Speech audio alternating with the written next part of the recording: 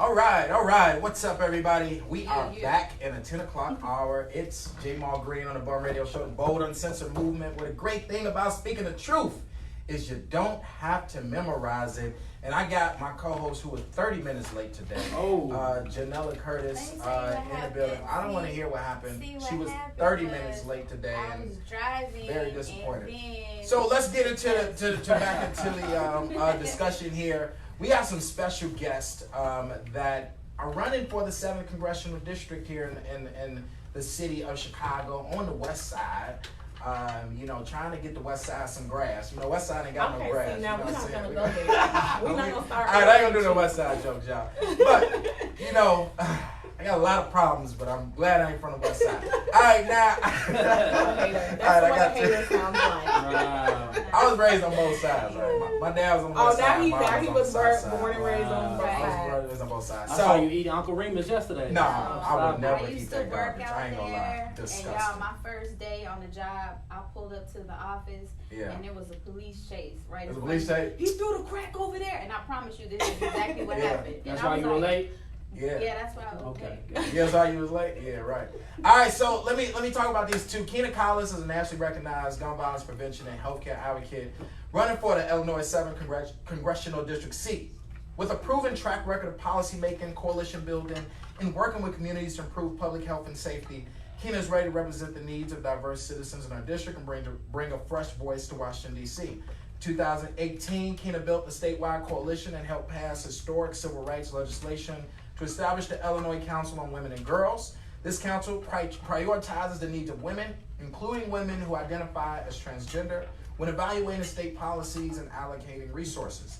In response to the Trump administration's elimination of the White House Council on Women and Girls, Kina was determined to create a state-level council in Illinois. She traveled the state listening to the needs and perspectives of hundreds of women in community focus groups. In a bill she co-authored passed with overwhelming bipartisan support in the Illinois General Assembly and was signed into law on August 2018. She's a it was work, y'all. All right, so we're gonna talk about a lot. They got long bios. They're gonna be able to talk about themselves a little bit.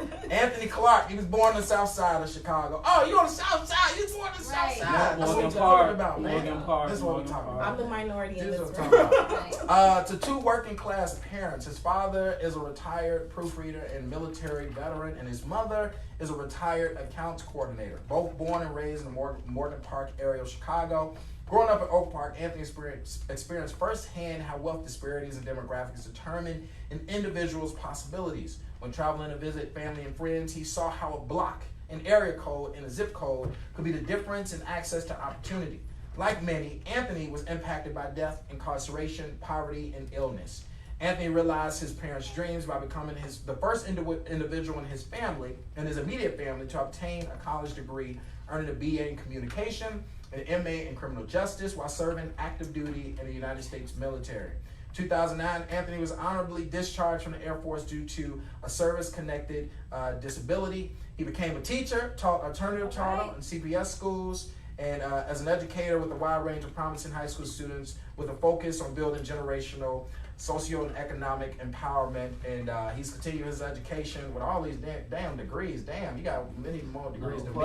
All right, so I want to introduce to the B.U.M Radio Show Kina Collins and Anthony Clark. Welcome to the show, y'all. Welcome to the show. Thanks for coming on. Thanks for coming on. Thank you for having us. And they're running against longtime Congressman Danny Davis. Danny Davis is a big viewer of the show, I've heard. He tells me people. I'm done. Yes.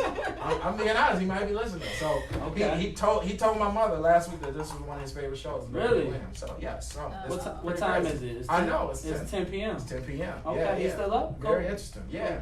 So I want to kind of dive into the discussion a little bit, but I want to first get both of you guys' opinions on his R. Kelly situation. Yes. So that we can then dive into what's going on with the 7th District. Anthony, I'm sorry, ladies first. Kina Collins, Come on, tell me. Neutral here. Yeah. No, I can go ahead and give the opinion. Yeah. We know that this issue is pervasive, sexual assault and harassment. What makes this particular situation important to highlight, and why I'm glad it's being highlighted, is because it's spotlighting little Black girls and Black women, and kind of the discardment that we continuously see in the culture around that, which was what was the impetus for me co-authoring Illinois Council on Women and Girls Act and the protection of particularly women of color. We know that studies have shown, studies done by Georgetown have shown, little Black girls get suspended at higher rates. They are seen as less innocent and least of need of protection. And that is exactly what came out. We also know that Black women are 5 times more likely to be shot in domestic violence situations. So the statistics and the studies have always been there. I think what this highlighted is how in pop culture, Black women are objectified, we're sexualized, and essentially our bodies are used, when they're used, they're discarded. And so this has been going on since Aaliyah. Like that was probably before Aaliyah, but that was the most public one that we saw. And, just to hear all of the story, it was really triggering. I'll say this last thing. When I was doing the Illinois Council on Women and Girls Act, I traveled to 68 counties out of 102 in the state. And every single group that I did in each of these counties, there wasn't a room that I walked into that 100% of us as women hadn't been sexually assaulted or sexually harassed. 100% of the room, all of us. So that is a commonality, regardless of whatever your political party is, your socioeconomic status.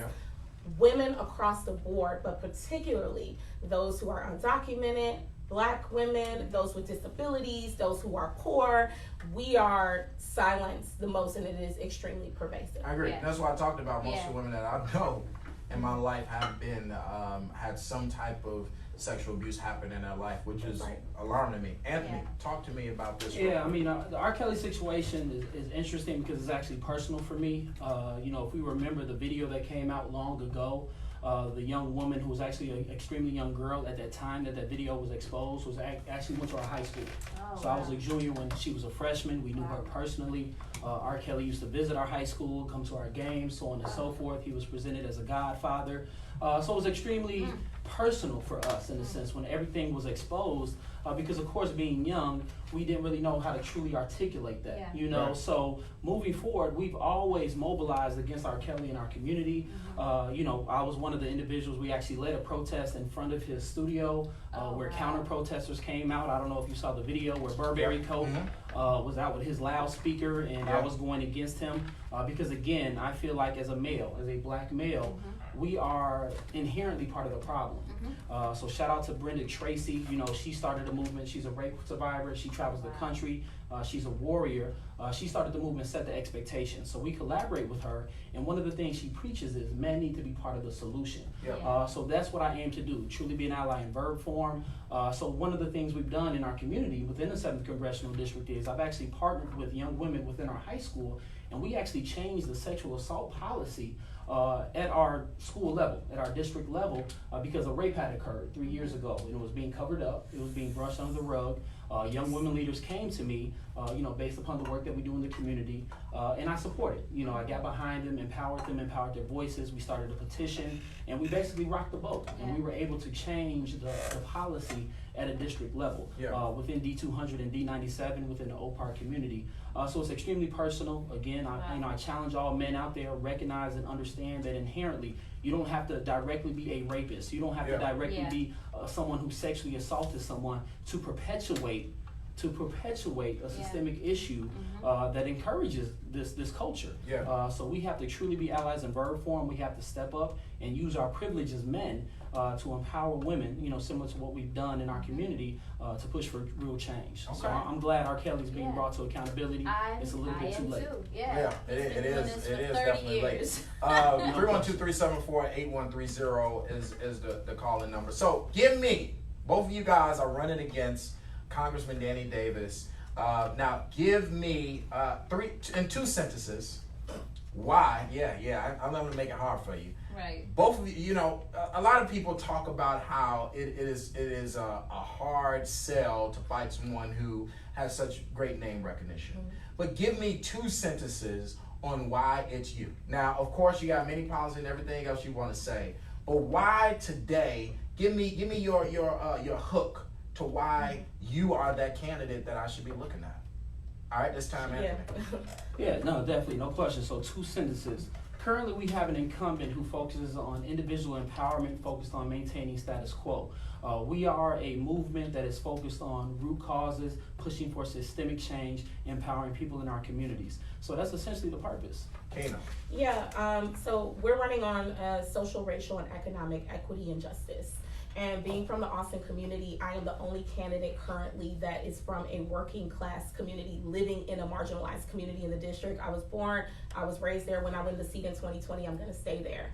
And with that, we need to push and hold accountable the Democratic Party about elevating new leadership as we see this groundswell across the country of diversity of opinion of where the direction of the party needs to go.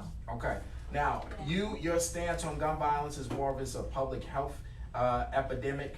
And I want to hear some of your gun violence stances. I saw something about banning guns and assault weapons. What is, we got gun violence really plaguing the communities in both of these districts, from Danny Davis as well as Congressman Russ district. We'll get to that one in a different show.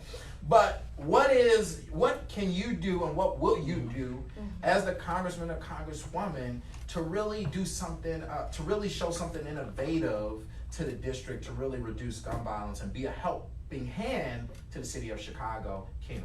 Absolutely. So once again, being from Austin, it is one of the top 5 most violent neighborhoods in the city of Chicago, not just in Illinois 7th Congressional District. But if we're speaking specifically about Illinois 7, Austin literally maintains 28% of the gun violence that happens in all of the state of Illinois. Yeah. So that small neighborhood represents 28% of all of the gun violence in the entire state.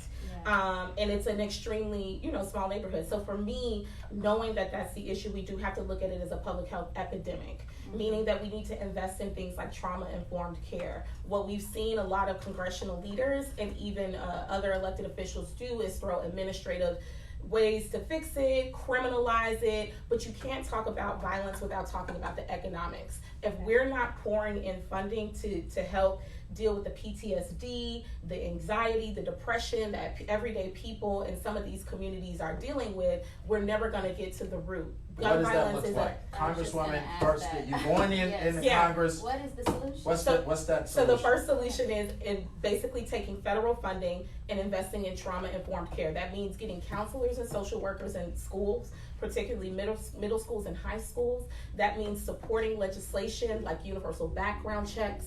I firmly believe in banning assault rifles. I believe in banning, bump stocks are now banned. And I also believe that we need to raise the federal age to 21 for somebody to purchase a gun. And basically, gun violence is a issue that needs to be comprehensively fixed. Yeah. We cannot just tackle it in Illinois 7th. Because Illinois has some of the strictest gun laws in the country, but Indiana, Missouri, Wisconsin do not. So it would have to be going into the caucus in the congressional chambers. You're going to fight for funding. You're going to vote for bills that. But you also have to work cohesively with other legislators in other states to focus on that. Anthony. Yeah, definitely. First and foremost, I want to say something. I know Kina, wish her well. She's a great person. Oak Park has a lot of working class individuals in the community as well within the 7th Congressional District. So I want to shout them out as well. So many people like my parents, they save up, they struggle to try to move to a community like Oak Park to provide better opportunity. So they're working class also. So I want to shout out and I see them. Oak Park is one of the wealthiest medium incomes in the Illinois 7th Congressional District. But if we understand Oak Park, the majority of Black and brown individuals are renters and they live on the outskirts of Oak Park, primarily in the Austin area, on Austin that divides Oak Park and Austin. So I just want to shout out the working class individuals in the Oak Park community as well.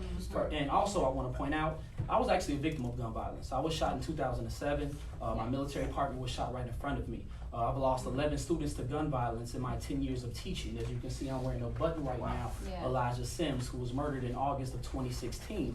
So though I'm not from the Austin community, I do primarily a lot of work in the Austin community with my nonprofit, Suburban Unity Alliance. We've essentially pushed overall over $50,000 into the Austin community. Most recently, we granted $5,000 to the Austin Family and Community Center for their summer program, because we truly believe nothing stops a bullet like opportunity. And when we talk about gun violence, we have to understand the interconnected issues that exist. So first and foremost, at a congressional level, we need to look at the Dickey Amendment, because the Dickey Amendment prevented Congress from providing funding to the CDC to truly investigate gun violence as a pervasive issue, as a systemic issue that exists, because it is. Also, we need to look at how, again, the interconnected issues exist. I truly believe that if we push for a federal jobs guarantee, again, we're talking about opportunity. If we truly push for housing as a human right, again, we're talking about opportunity. If we truly invest in our infrastructure in our communities, let's look at the food deserts that exist as well in the Austin community, in the Maywood community, and multiple communities in the district. We basically have a hotbed of individuals that are fighting and struggling for the same resources. So no question, you're going to have high levels of gun violence that exist. So we truly have to address the interconnected issues. Of course, we eliminate bump stops. So can I just say something to interject? So there was an omnibus bill that was just passed. Shout out to Representative Lucy McBath, who I worked with through Generation Progress and Center for American Progress. The Dickey Amendment is no longer a hurdle because the CDC now has actual defined funding that's going to go to the study. So that's not something that we need to focus on. What we need to focus on is the immediate issues that are going on, and not just communities like Austin, but we're talking Inglewood is in the district, Back of the Yards is in the district, Bronzeville is in the district, East Garfield Park is in the district. And while that's no dig to any of the western suburbs, because they do have working class people that are in those suburbs, you can definitely tell. Here's a fact. I have 15 years less to live than Anthony does, just based off of the zip code that I live in. And that's the reality across this country. If you go to Ferguson, if you go to Baltimore, if you go to Baton Rouge, that is the distinction. So it wasn't to slight working class. Yeah, it wasn't to, I'm a black male, so 15 years. But that's just a statistic. That's just a statistic on average. I work with a lot of black mothers and brown mothers who consistently are concerned about losing their sons on a daily and weekly basis. And it's a real threat. They don't know if their young men are coming home, and the Dickey Amendment just changed. But again, we know this is bigger than legislation. Throughout history, we've had progressive and bold legislation pushed, and yet and still we have oppression. So we truly have to get boots to the ground, educate our communities, and empower our communities, because one of the greatest messages is, do not wait for anyone else to do the work that you can do for yourselves. We have to control our communities, we have to fight for our communities, and we have to get out there. So let me dive in this, all right? Now, you guys know the district that you guys are running in. My friend was just killed in this district. Okay, Brittany Hill. 4 blocks from my home. I remember we talked about that. Yes, Brittany Hill, who had a child in her arms, was killed not too long ago. And me and her father are fighting, constantly. And he's with the new movement, Solutions Start With Us, and he's helping me lead that to really have some real solutions. So now, when we talk about gun violence. All of the problems, we could talk about all the problems. You talked about many problems that people are fighting over, right? Now, tell me, what's your one? What's number one? What's the one thing that if I'm going to Congress to fight for, to really help gun violence, what's that one thing? Kina. I would definitely say healthcare equity. And the reason why is because, as you know, there were several portions of South Side of Chicago that didn't have trauma units. So we don't get the federal funding, to make sure that the people in these districts have the ability to close that equity gap. Health also includes things like housing. It also includes things like public transportation and safety. And we're just not looking at these issues as public health epidemics. And the conditions that folks are living in are breeding the symptom, which is gun violence. Okay, Anthony, one. Yeah, I mean, I have something to say. You want to jump in? No, so if we're talking about root causes that, again, lead to gun violence, it has to be job opportunities. It has to be investment in the community. So, of course, healthcare is extremely important and systemic, but I'm trying to stop them from getting shot in the first place. Healthcare and the trauma centers, of course, are on the back end. Now, so I'm not going federal job opportunities. All right, yes.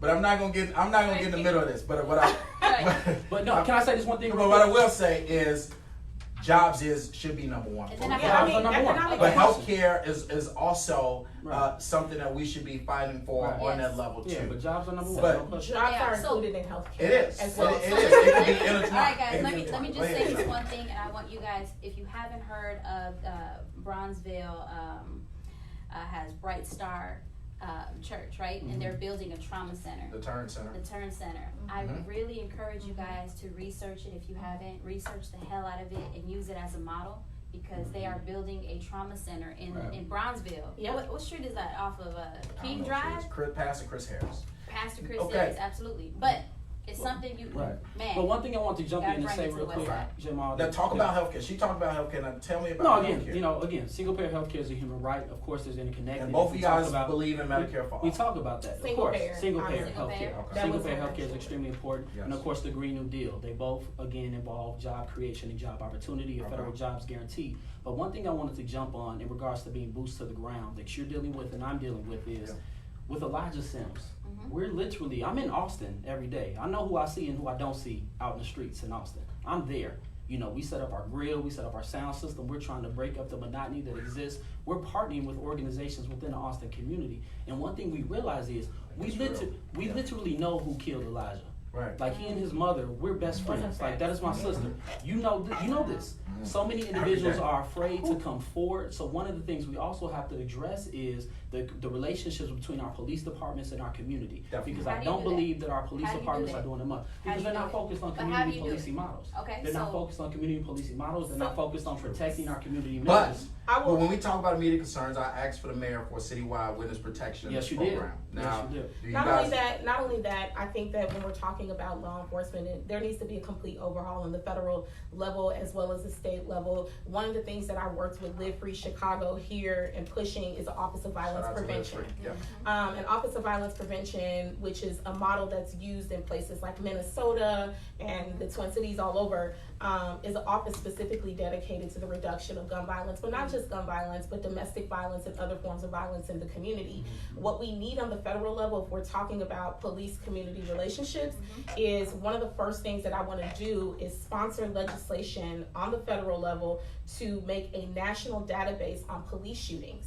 There is no database or entry point for people to track how many police shootings have happened across this country and for however long.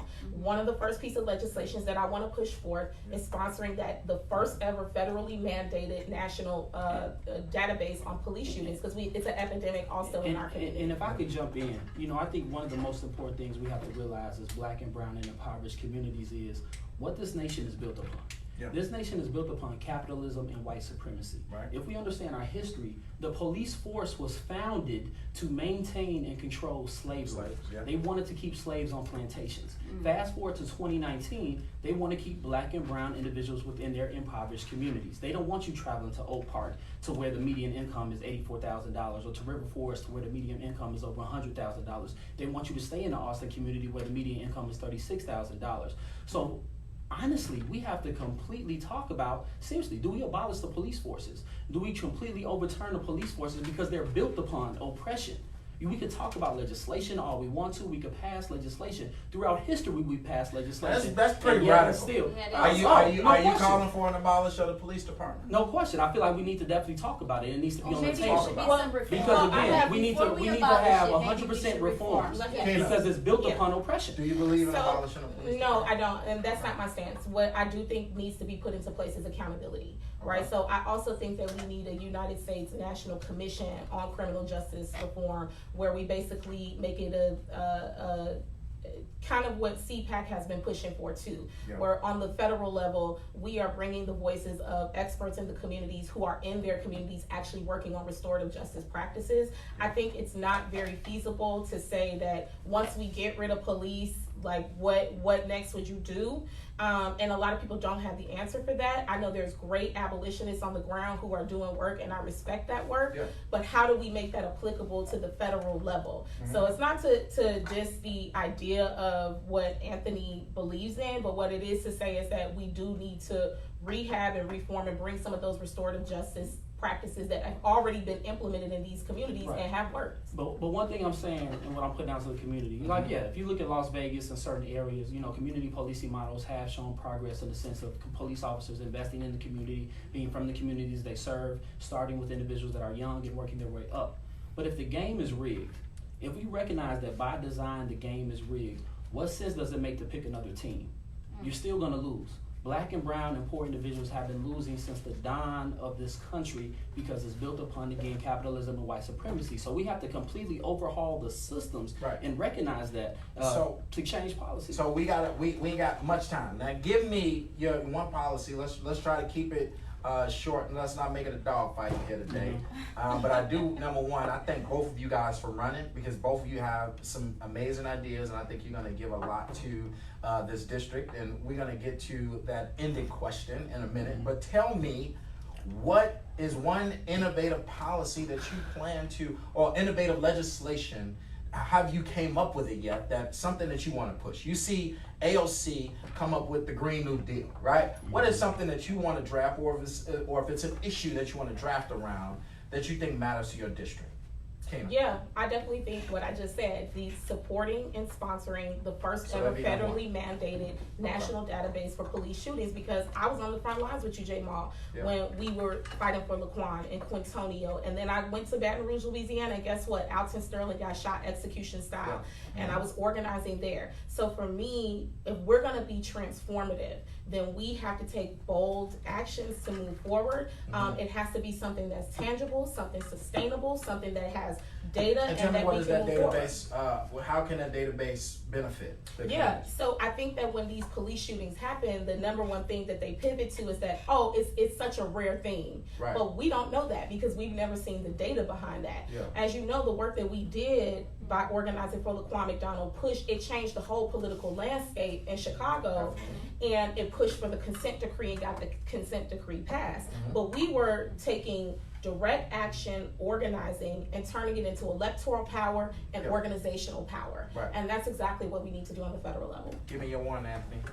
Yeah, I'm gonna give you two. And I just wanna say real quick, if you look at our websites, if you look at our platforms, we have over 20 policy positions that are fully articulated. We're not giving just paragraphs. We're gonna get to y'all, Anthony. So I just want to we'll shout get to out. that. But two things that we are pushing for that I think are bold, that are at the forefront is, right now, we're the only movement that I see that is pushing for and articulating reparations on our page, That's not due true. to, and as well as I believe in decrim of sex reparations. work. I didn't see it on your That's not website. true. And I the wrote decrim, legislation for and the decriminalize sex and the work. decrim of sex work, and Right. the decrim of sex work. Those are That's two not true. things that are fully articulated, and we are the only movement that have the endorsement of Desiree Alliance, a national organization that fights for and works for sex worker rights. We are endorsed by them. Tell me about we're sex pushing worker for- rights. What's So again, I what's your truly policy? feel like it's impossible. It's impossible to push for workers' rights, for women's rights, for trans rights, for LGBTQI plus rights if you do not push for sex workers' rights.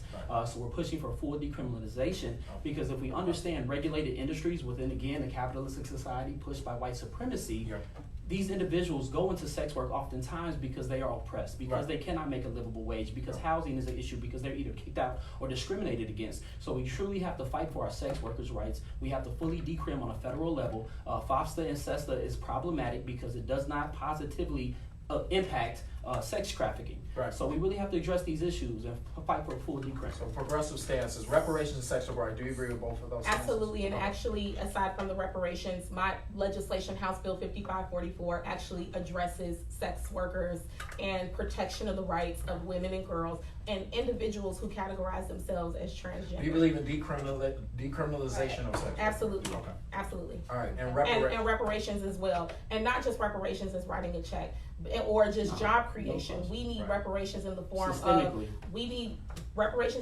of wealth, generational wealth, equity, closing that equity gap, education, housing.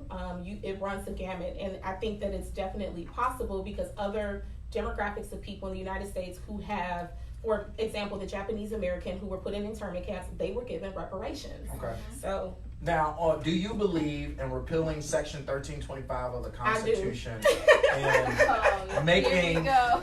crossing the border a civil crime? It's and not a actually the criminal- Immigration and Nationality Act. Yes. And I think presidential candidate Julian Castro has it right on the head. We need to repeal that. No and question. not criminalize. 100%. And I just want to shout out PASO, West Suburban Action Project. My organization worked with them and collaborated to pass Welcoming Village ordinances. Okay. We also worked with the church within the Pilsen community to buy them a security system that was being harassed by a white supremacist organization. So for years, we've been boots to the ground fighting for our immigrant and migrant populations. So 100%. Okay.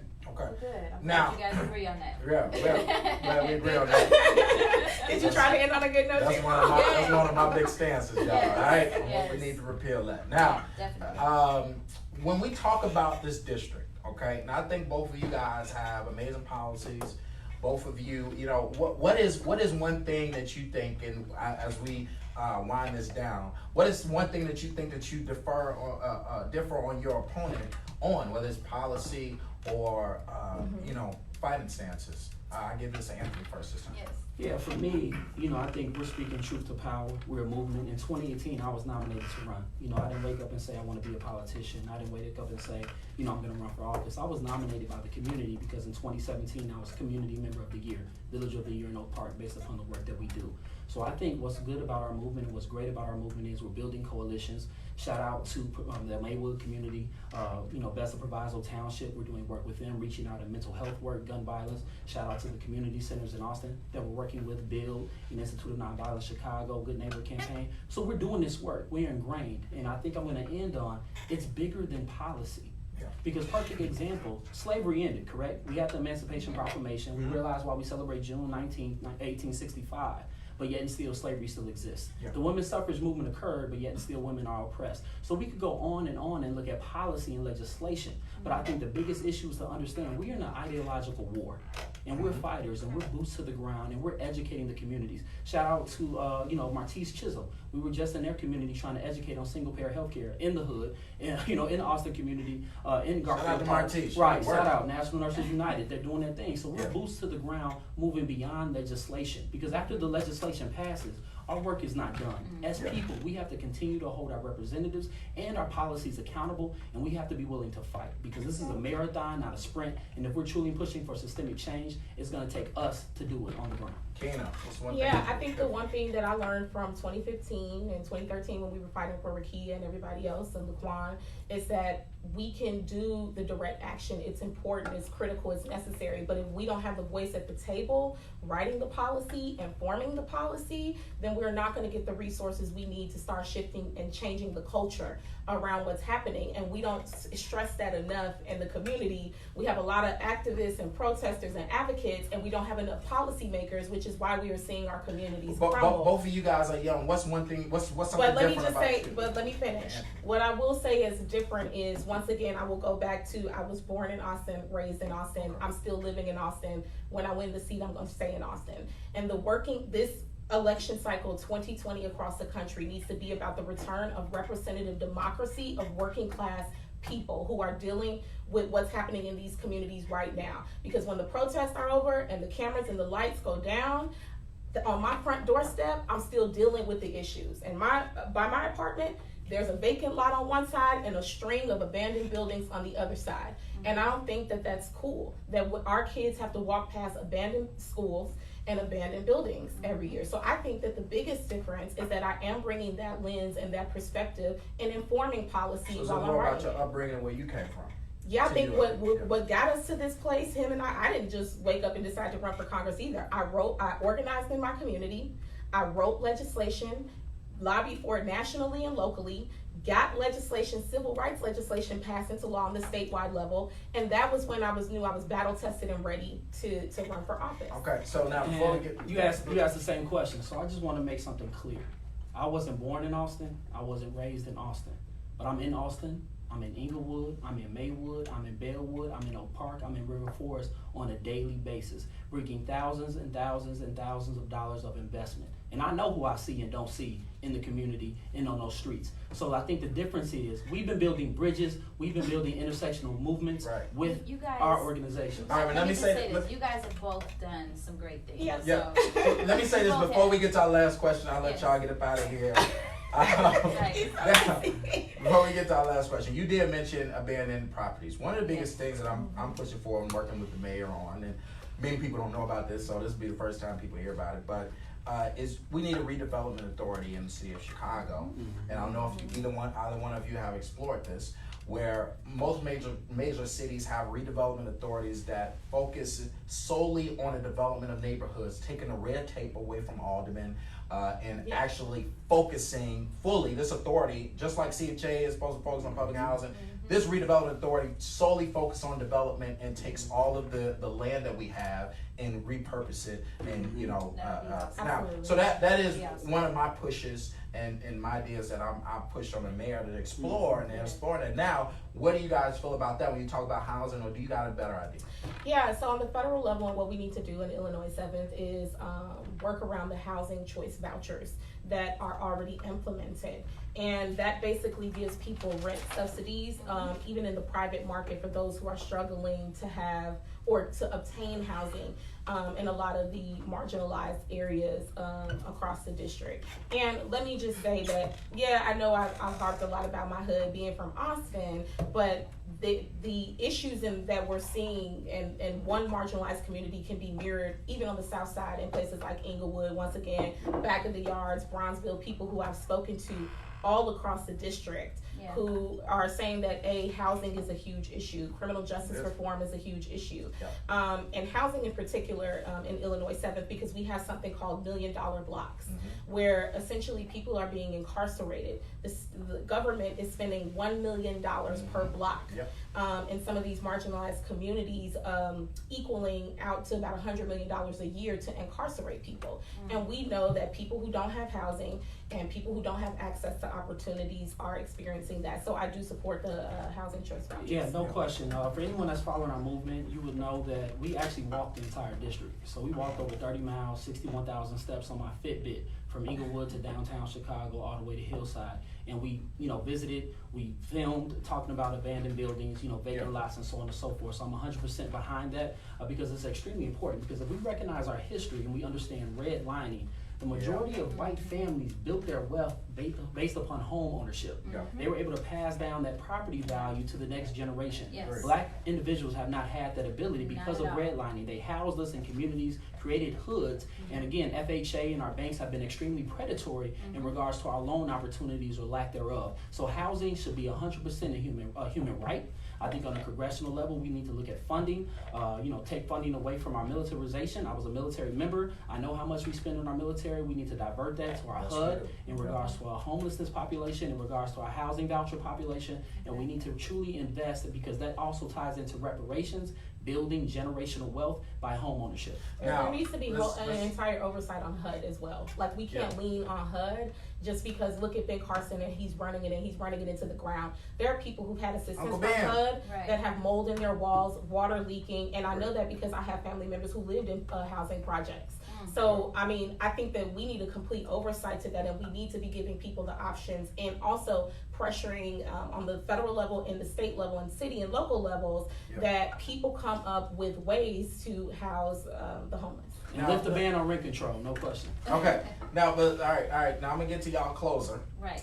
Now, but tell me real quick. He talked about I'm a big proponent of really diverting some of this military funding in Illinois that's allocated for Illinois to some of our causes. You agree with that? Just yes or no? Yes. You agree with that? All right, cool. Now, closing. Now, tell me in your closing, and I'm gonna let you say what you want to say, but tell me, how do you win? We have Danny Davis, who has a very powerful name, and most people believe that you got to be in a one-on-one in a real fight to beat somebody with that much power. How do you win with multiple people? Now, I got a new person that just jumped in the race last week, right? And so how do you win with multiple people in the race? That answer that question for me. And is there any type of consolidation plan at a certain point? You can all answer that in one question, and then talk about why you should be. 3 questions. And then talk about why you should be the next congressman for the 7th district. So just make that all in your closing, and then tell me where they can find all your policies and stuff. All right, who we gonna start with? Kina. So number one, we've had an incumbent in office for 22 years. And I think that the argument that people make about splitting the vote is a very valid argument, and there's no contention there. It's far too early to say that the people who just jumped in should be jumping out. Given what I've seen from door knocking, from speaking to constituents in the district, from community members who asked me to run. My first 2 endorsements were by village trustees in the western suburbs and River Forest in Oak Park, who said you need to run for Congress. These were elected officials. There were also elected officials who are my friends, who are currently in the city of Chicago within the district, who said you need to run, right? So there's a groundswell, and there is an opportunity for us to call a lot of these issues to the carpet. I think anybody who would say that they're just gonna outright beat everybody is not being honest about the question of splitting the vote. I think, as you very well know in the electoral process, Jamal, folks will get knocked off the ballot.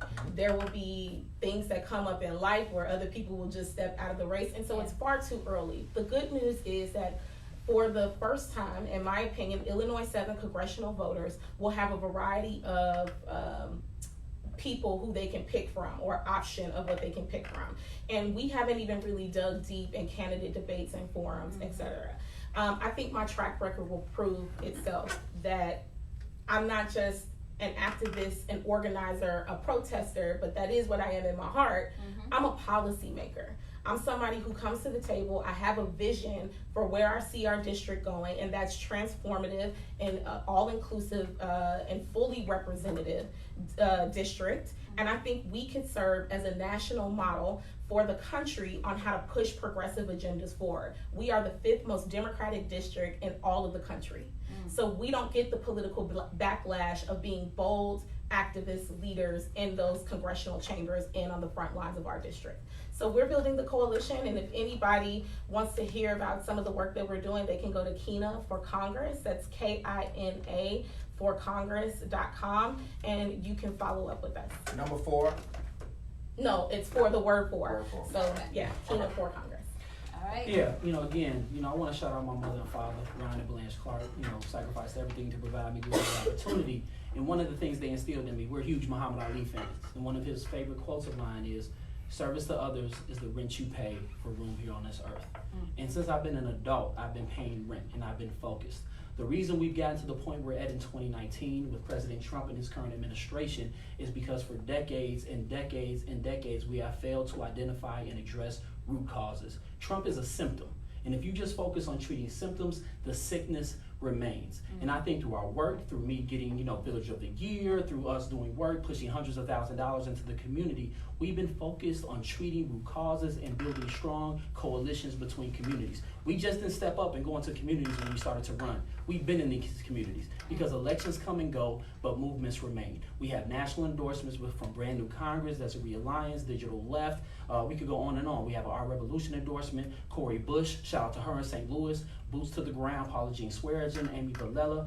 We're here, we're fighting. So if you're truly looking for a movement that's attacking capitalism and white supremacy, that is the Anthony Clark 2020 movement. And one thing the incumbent told me in 2018, when we were the only individuals to step up and run against him and push him on the legalization of cannabis with a focus on racial justice when he did not back the legalization of cannabis. So we were leading on that issue, is the fact that he said, the reason I'm gonna beat you is because I have 30 years of name recognition. We got almost 30% of the vote, honestly not knowing what we were doing at the time. But we also have aldermanic representatives right now that are pushing us and supporting us because we've been boots to the ground and fighting with them. And they also support us and want us to run. The community wants us to run. So again, this is a movement. If you're just looking for an election, if you're just looking for a name to celebrate and a celebrity, that's not us. I'm not here to make friends, I'm here to make change. And that's what we're doing. Anthony Clark 2020, visit the website, voteanthonyclark.com. You can check us out, social media, Twitter, everything. Holla at me, all power to the people. All right. Let me say this. I know Anthony, you gotta go, right? You got a few minutes. You gotta go. A few? What's a few? What a few? My end of the hour is in 9 minutes. Okay, I got 9 minutes. You got the end of 9 minutes, I'm Kina? here. I got 9 okay. minutes. All right, good. Okay. All right. Jay, what are you I about can to do do? it. I got 9 minutes. All right, so look, let me say this. When we get to that point, now you talked about ballot, you talked about withdrawing. Now, I withdrew and I supported Lori Lightfoot. Now, will you guys at a certain point look at your campaign and evaluate your campaign at that moment and say, will you withdraw and support somebody, or are you going to go in and try to be the big dog and tie up people in court? So our campaign is being it's being. I ain't actually put your campaign strategy out there. No. Our campaign. That's a question. Yeah. I don't make decisions by myself. I'm the representative, running to be the representative of Illinois 7th Congressional District. So the coalitions who have pushed me to this point, that would have to be a conversation that we have. But I have to say, we announced. Probably 3 or 4 weeks before Q2 came out, we did really strong on fundraising. We've gotten national endorsements as well as local endorsements from within the actual district. I mean, it's too early for us to say. Do you believe in knocking people off the ballot? I think that is going to have to be there when we're gonna have to cross that bridge when we get there, because if you don't have valid signatures, that's a waste of the voters' time, right? So first, your last question. I think you remember I was challenged actually 3 times by the incumbent, and we beat him 3 times. We had to spend over $10,000 to beat his challenges. Yeah. I'm personally not going to challenge anyone because I don't believe that's democratic. I believe that we should leave the vote and decision up to the people. I think that's a strategy that's part of the establishment and part of the machine to maintain power. Secondly, this is a movement. It is bigger than me, but it's not about me. You know what I'm saying? This is about the community. This is about the people of the 7th Congressional District. So if it gets to the point where we're recognizing, we're understanding that the people are speaking and getting behind someone else. Yeah. Again, it's not about my name. It's not about my ego. So no question. If it gets to the point where we feel like, you know what, Anthony Clark 2020 is not the movement that the people is choosing, we will back off, we will step down, we will withdraw, and we will get back behind the candidate that the people of the 7th Congressional District is choosing. No question. All right. Let me get to the hard question. Tell me about your fundraising, both of you, since you've been in the race. How's it been going? You know what? I'm gonna be honest. Fundraising is always gonna be difficult because our incumbent, he's not like a national, recognized. I mean, he's national, but he's not polarizing in a sense. He's not a Dan Lipinski. He's not a Trump. He's not someone that's hated. Right. You know what I'm saying? I'm not a negative person. I'm not trying to knock him down. I thank him for his service. But because he's not necessarily controversial and polarizing, many people within the district in the past, their narrative has been, well, he votes the right way. Yeah. So one of the things we're trying to educate again is this goes beyond voting the right way. And oftentimes he does not, because he sided with Republicans on rolling back protections for Dodd-Frank. Yeah. And we know the impact that our banks have on our systems. Right. And he takes, corporate money and put money from pharmaceutical companies. So our fundraising, we're building. We started fundraising in Q2 actually. So I announced in Q1, we were kind of getting our things in order, trying to get to Q2. So we're over, $20K right now. And we're going to build, we're going to continue to build, and we're seeing our fundraising continuing to increase. Of course, with other candidates in the race, that's going to impact your fundraising abilities. But no, we're happy with where we're at right now. So I actually announced 3 weeks, or I think a little bit over, like 2 days over 4 weeks before Q2 was over, and we're well over. We were over 20K. Okay. So fundraising has been. It's been good. It's actually been going really well. Who's leading in fundraising at this moment between? Well, we don't know because we don't know. We don't know. I think it comes out on Tuesday. Okay. But what I will say is that what's Danny Davis doing right now? Anybody know? I mean, I beat him in individual fundraising in 2018. I mean, I think so. Small dollar donors. I don't think that he doesn't focus on those. Any of the candidates are going to have a hard time beating the incumbent on small dollar donors. Right. But what I will say is that one of the big difference between me and the incumbent is that I am not taking corporate PAC money. I'm not taking lobbyist money. I'm not going to be influenced by those things because it does impact the way that you move policy and legislation. Mm-hmm. And I think that that's, a huge difference between the kind of campaign we're running and what has happened in Illinois 7th Congressional District. All right, stay with you, Kina. Name something good about Anthony Clark and about his campaign. I think that it's great that Illinois 7th Congressional voters will have a variety of progressive candidates to choose from. I mean, name something good about me. That wasn't directly good about me. I think that you guys, that's what's really. I think that that's what's really good. I think that first of all, when you have young people who are energizing the electorate in any way, that's great for the entire electorate. Okay. So at the end of the day, we're all on the same team as Democrats, progressive Dems. Let me specify. And hopefully, like you said, we were able to move forward. Anthony, go ahead. Same question. Yeah, I mean, I've known Kina for some time now, and I think I appreciate her passion. I truly believe that she's passionate about her goals and her aspirations. So I can recognize that she's very passionate. Yeah. Very passionate. I think Okay. you both are. Yeah. Yes. Like I'm staying neutral. She's like, I don't want We to. gotta shout out Mark though. We gotta shout out Mark. You're both awesome. You know, Yeah. J-Mom, I hope that as you bring more people on, one thing that we really didn't get to delve into is, and I'm glad that you segued into section 1325, but we do need to talk about immigration. Particularly, I know that a lot of people don't think that's a black issue, but before I came here, I was actually on the phone with a group of refugees and undocumented peoples in the Illinois 7th Congressional District who are Haitian, who are from Ghana, who are from Nigeria, and they're saying, Kina, what are you going to do to protect us when we deal with mass deportation as well, but we're not having the conversation centered on us? And so we're activating a plan for Sunday for these ICE raids that are happening that are inhumane because they're coming after people who have been literally, this is the only country that they've ever known. And so I hope that as you continue to have these mature conversations with congressional leaders that come up, that we broaden and expand what our mobilization can do. And get I talk about immigration. Right, no question. We talked about it a lot last show, Janella. And I just want to say, everybody that knows the AC 2020 campaign, you know I'm on the front lines. We were just in direct confrontation with police officers. We've been to multiple protests, multiple mobilizations. Again, we worked directly and collaborated with PASO to pass the Welcoming Village ordinances. We trained ourselves on sitting with DACA applicants and filling out their renewal applications. We purchased security systems and protections for churches with immigrant members that were being harassed by white supremacist organizations. So we're directly dedicated, and we're going to continue to fight. And PASO's having an event at the Daily Plaza Center tomorrow at 11 a.m. Please show up, and it's going to be a big showing of support, and I hope everybody's there. And shout out to Moni Gutierrez and everybody at PASO. So both of you guys will be there, I'm sure. I continue to be there. Yes. Okay. All right. So I'm glad to see both of you guys on the front lines, and if I can say anything good about this race, is that both of you are going to be two great leaders in the community. When I look at you guys, you know, I always talk about the future of this state. And when you talk about the future of this state, we look at the next 3 election cycles, and every old politician that we have is either going to be retired or dead. I'm going to just be honest and be flat out. And we need new leadership to be right now preparing to take those spots, right? Even if you look at the FBI, they're coming after all type of the oldest politicians. They even they raided the house of I forgot his name. Oh my God, Michael Madigan's. He was close to Michael Madigan. He's the old alderman. They raided him today. I'll get his name in 2 seconds.